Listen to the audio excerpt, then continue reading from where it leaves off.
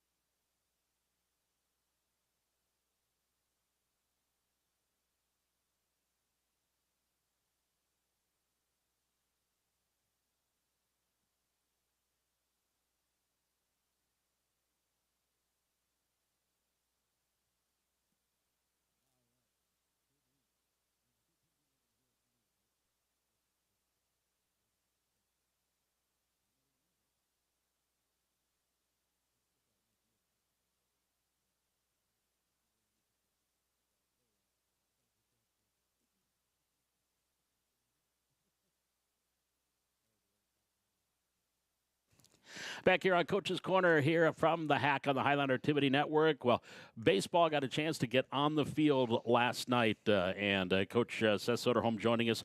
How was it, Coach, to finally get a chance to get out and play on Charlie Brown Field? It was good. It was good to be outside. It's good to play a game after being inside for so long. Obviously, not much went our way. So other than that, it was just good to be out there and competing. Fargo South was the opponent, 7-3 final. It looked like fielding a little early on. I think that was a big difference early on in the game. The guys just had a little difficulty with that fielding. Yeah, infield is pretty choppy, and that kind of allowed infielders to be a little more hesitant than they normally be with attacking the baseball. That was definitely something early on that we picked up on and tried to adjust throughout the game.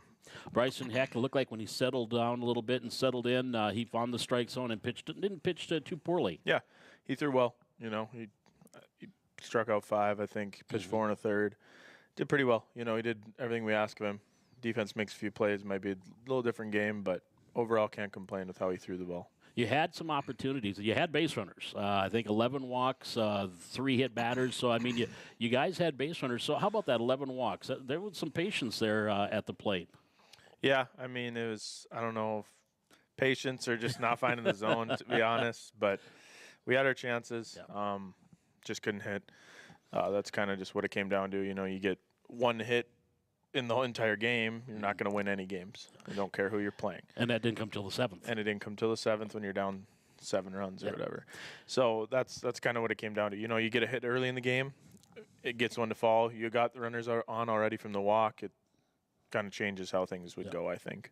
And maybe just a little bit of a tailwind, but I think the key of the game, or the biggest play of the game, came in that 3rd inning, I believe it was, with runners at first and second, 1 out, down 3-0, and one of the hardest hit balls of the night, Broden Muskie just lit into one. But do you think maybe the cold air hung it up a little bit? Yeah, if we're playing in June, that's probably off the wall, ground rule double, home run, like. That's just how it goes. I mean, it was close to the track the way it was. It was a really nice play by the left fielder to track that down and make a play on it, and that's kind of what set him up, keeping him in the game and keeping us off the scoreboard. And then we got the 2 runs, got 3 runs in the bottom of the 7th. Will Schwer had probably another hard hit ball, got that base hit that brought in a couple of runs to make it 7-3. But overall, though, Seth, just your thoughts. Okay, yeah, 1 hit, it's a loss, but was there some things to build on from last night? Yeah, I mean, overall, we threw the ball okay. And overall, we fielded pretty good. There's a few plays we'd like to have back, but on two of the errors, we got outs on the play. Yeah. It's not nothing to hang our heads about terribly on defense. The big thing is offense, clearly. Just coming through in the clutch, you know, finding a better way to put bat on ball with 2 strikes. I think they had 13 Ks as a team, if I remember right. That's something we need to improve on. You know, it's high school baseball and it's April. If you put the ball in play, teams are going to throw it around. Yeah. It's just how it works. We showed that too. You know, it's our first time outside playing a game. Like, we're going to throw it around too and boot the ball. So that's what we need to do better on offense. Get pitches to hit early in the count. It seemed like he would attack us a lot with the slider early in the count, and it would be mainly a get-me-over slider. Start at front shoulder and throw it over the middle, and that's a pitch we need to attack if we're going right. And it's a pitch you probably can't simulate in a batting cage. You need to see live pitching for that. Yeah, we had 2 coaches and 1 player going live ABs today, so we definitely took it seriously. Trying to get more game-like reps. You know, you can only hit off a machine so much, hit overhand BP so much, where you got to start getting real at-bats. So that's kind of something we're putting time aside for, getting guys to throw, whether it's me or Coach Andrew or Coach Taylor, just getting live ABs and getting reps, seeing the ball at the hand. That's a big thing for us. So, yeah. And you talk about getting outs on those 2 errors. They were both at home. And so it's nice to see that recovery I booted it, but to keep the head in the game and get that. Yeah, I mean, you have to. If you don't make a play, it's expected that you pick the ball up, throw it back to the pitcher, whatever, expect the next ball. Fortunately for us, those plays continued and we got outs on them. That was huge for us, obviously, to keep runs off. And like I said earlier, like you keep those runs off, and then boom, you get one of those hits and you score 2 runs, and it's a whole different ball game. So like plays like that in a tight game where we're hitting, that's huge. Well, now Friday, Grand Forks Red River. Yep. On the road. What do you expect? What would you like to see now, that improvement here on Friday? Definitely better at bats, better complete at bats, better team at bats, better grinding with 2 strikes, putting better swings on the ball, being more aggressive early in the count, kind of. That sort of thing on offense. Pitching, continue to throw strikes, maybe get more whiffs. More swing and miss would be nice. We only had 5 Ks. Just make it easier on our defense. Put guys away with 2 strikes. You get ahead, put them away. That was one thing that give credit to them. They get down 0-2. They battled. They put a lot of balls in play. They had a few barrels for sure, but they had a lot of dinky hits that would fall. But that's baseball. Yep. That's what you do with 2 strikes in North Dakota baseball in the spring. It's putting pressure on defense and making them make plays. Well, they say if you put the ball in play, 3 things happen, 2 are good. Yeah. That's how it works. Yep, absolutely, and especially at this level. It's not the pros where if you put a ball in play, you're out. If you don't barrel it up, you're out. At this level, just putting a good swing on it and hitting it into the field, usually a good thing will happen. Well, now after this week, we got Red River, as you mentioned, Fargo North, I think, coming up next week. But right now, is it just getting games in for you? Are you going to be seeing those 3-4 games a week to kind of make up for where we're lost at so far? Yeah, we're going to be playing a lot. I think next week we have 3, including Saturday. Same schedule other than just on Saturday. So that's kind of how it's going to be. We're going to have Saturday games. We're going to be playing 3 games a week. I don't know how many non-counter varsity games we'll be doing. The second ones, I can't imagine teams are going to want to do a ton with pitching. And frankly, we aren't really looking for that either. We're looking to save our guys for the ones that count. Yeah. So yeah, that's something you kind of just hit the ground running now, and it's gonna there's a realistic possibility where the season goes forward and you play 11 games and you play everybody once and that's it. That's not unrealistic at this point in the year. One positive last night, junior varsity came up with a walk-off win, 1-0. James Jewett, he had a couple of doubles last night and drove in courtesy runner, pinch runner, Trevor Fischel. Some nice things from your junior varsity. Yeah, it was good. They came out, competed. They were ready to go. They were excited to be there. They had a lot of energy to them. It was great to see. You usually see that from JV kids that are just out there ready to go, and it's something that it's almost like you tell the older guys, hey, watch these guys. They're having fun. They go out there and they just want to have fun. They hit the ball, they play defense, they pitch, and it's pretty infectious to watch them do that. It really it puts things into perspective. And I love the powder blue uniforms. Yeah, they turned out well. We at least looked decent yesterday. You look good, yeah.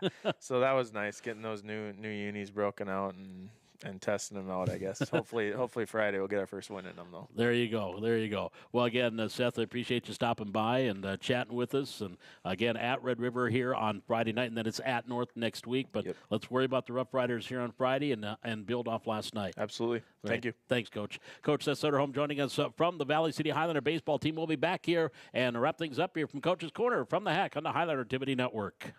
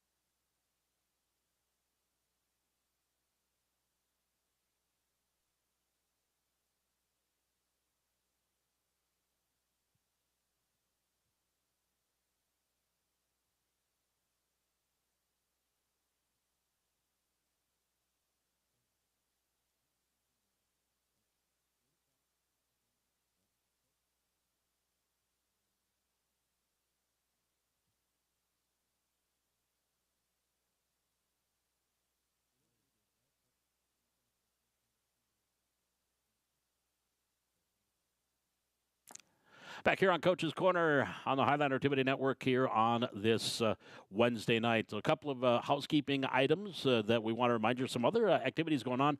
The DECA team, we have students that are in at the DECA Championship, National DECA Conference in Orlando, Florida. Actually, it's international. 15,000 DECA members from around the country, around the globe, actually, around the world, are going to be converging on Orlando, Florida.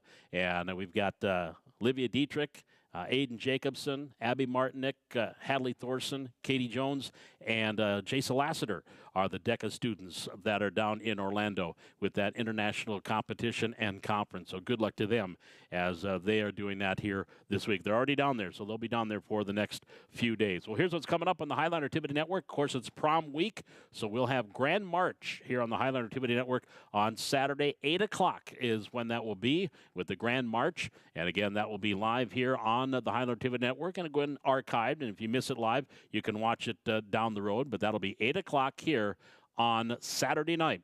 We'll have Grand March from the Highlander Activity Network and from the Highlander Activity Center for the prom. And our next show, again, coming up next Wednesday. And we will have Coach's Corner back here at the Hack. Just a handful of shows left in this school year, as 20 days left in school, so it's winding down. About 4 weeks left to go in the school season, and we will have about 6 or so shows left to go here as we head through the month of May. Again, my thanks to our cameraman, our technical director, and set designer, Jaden Johnson. I like the new setup. This is going to be hopefully our new setup here on Coach's Corner. And we'll be back again next week, Coach's Corner, each and every Wednesday here at the Hack, live on YouTube. And you can find us again on YouTube. Just search Highlander Activities or Highlander Activity Network. Here on the Highlander Activity Network, this is Coach's